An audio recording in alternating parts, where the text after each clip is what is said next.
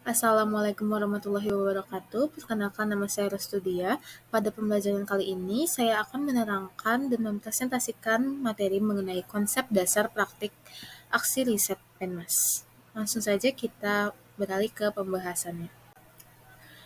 Langsung saja kita beralih ke landasan teorinya. Jadi, riset aksi itu menekankan pada sebuah proses siklus perencanaan, tindakan, observasi, dan refleksi untuk menghasilkan sebuah pengetahuan dan juga untuk melakukan perubahan. Jadi, ini tuh lahir dari para pakar yaitu Stephen Kemmis dan juga Robin McTaggart yang memperluas kerangka kerja Lewin dengan menyoroti pentingnya kolaborasi refleksivitas. Jadi, riset aksi ini berakar pada karya Kurt Lewin, seorang pionir psikolog sosial yang memperkenalkan konsep tersebut di tahun 1940-an.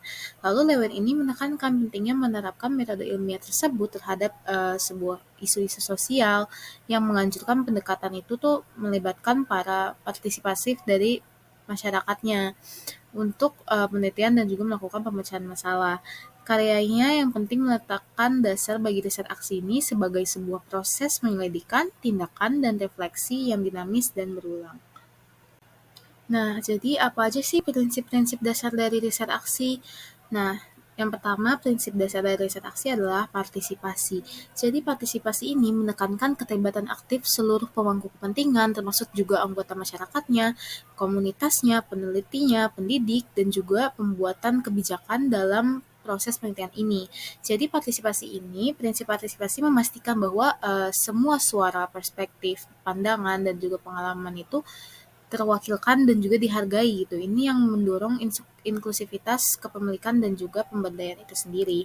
Lalu prinsip yang kedua adalah refleksi. Refleksi ini menekankan pentingnya pemeriksaan diri yang kritis, dialog, dan pembelajaran selama proses penelitian. Refleksi ini melibatkan pemeriksaan dari asumsi, bias, dan juga nilai secara sistematis serta mengevaluasi nih efektivitas dari penelitian yang sudah dilakukan.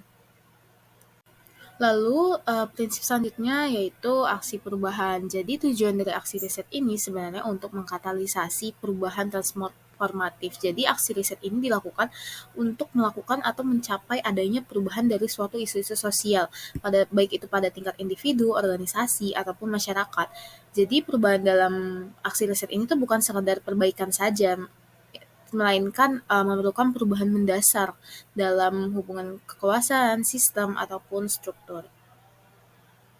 Oke, pada pembahasan selanjutnya saya akan menjelaskan mengenai nilai-nilai etika dan juga integritas dalam riset aksi. Jadi riset aksi ini bukan penelitian yang semata-mata dilakukan tanpa melihat adanya sikap kita sendiri ya, karena kita sendiri itu harus memiliki etika dan juga sebuah integritas gitu.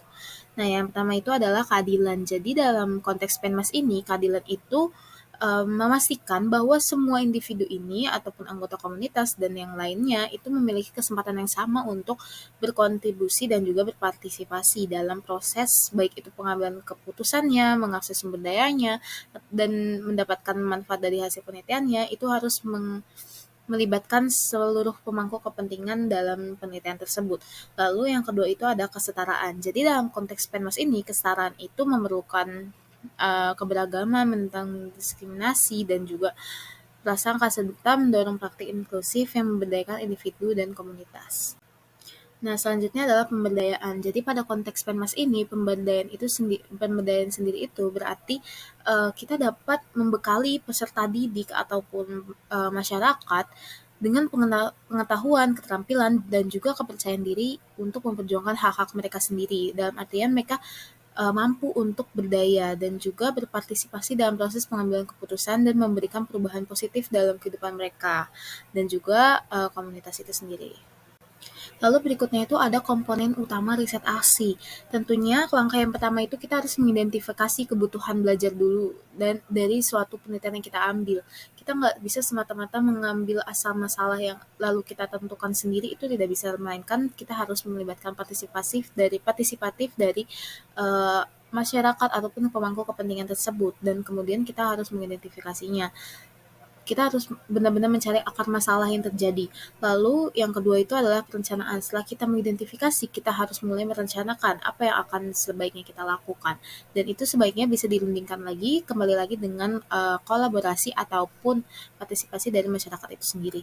Yang ketiga itu barulah kita mengumpulkan data dan juga menganalisisnya, baik itu secara teori dan juga secara praktik. Kita harus mengumpul data tersebut hingga memumpuni gitu. Lalu yang keempat itu adalah aksi. Setelah kita mengumpulkan data dan juga menganalisis, kita barulah mulai bergerak atau mulai melakukan aksi ke lapangan dengan melakukan implementasi.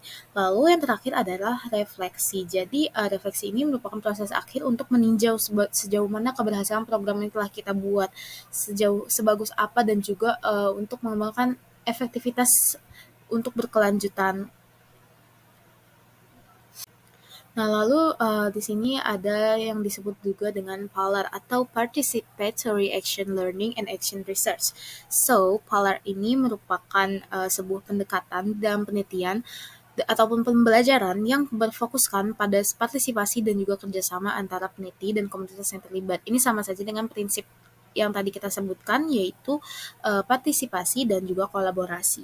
Jadi PALAT ini lebih dari sekedar metodologi sebagai alternatif filsafat atau paradigma, dan juga PALAT ini bisa dijadikan sebagai teori pembelajaran. Sekian saja dari materi yang saya bisa berikan. Wassalamualaikum warahmatullahi wabarakatuh.